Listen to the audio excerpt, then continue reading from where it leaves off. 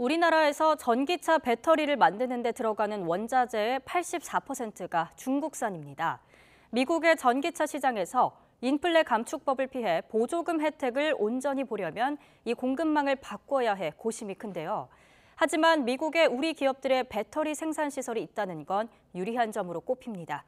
보도에 박홍구 기자입니다.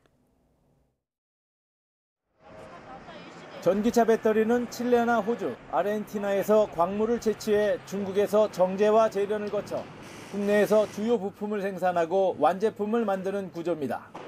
따라서 미국에서 전기차 보조금 혜택을 받으려면 중국의 정재련 과정을 다른 나라로 옮겨야 합니다.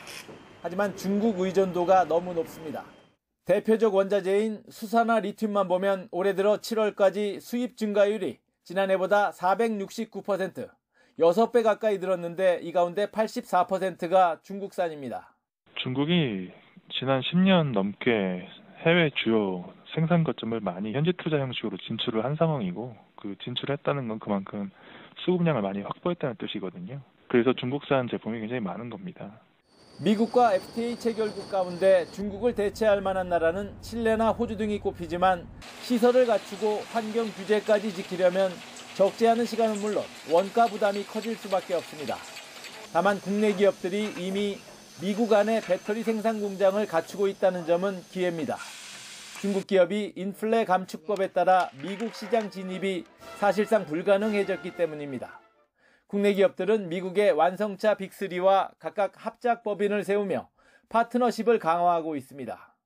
2025년까지 미국에 건설되는 배터리 공장 13개 가운데 11개가 한국 기업이고, 그에 따라 미국 배터리 시장의 56%를 우리 기업들이 차지할 것으로 전망됐습니다. 여기에다 중국 제품이 배제되면 비중은 더욱 커지게 됩니다. 중국산 배터리가 미국 시장에 진출하는 게 어렵기 때문에 우리 배터리 업체로서는 미국에 진출한 이러한 외국 기업들한테도 납품을 할 수 있는 그러한 기회들이 생기기 때문에 중장기적으로는 득이 될 수 있다는 거죠. 결국 미국 전기차 시장에서 배터리와 관련한 세제 혜택을 온전히 누리려면 핵심 광물의 수입원을 다변화하는 게 가장 중요한 과제입니다.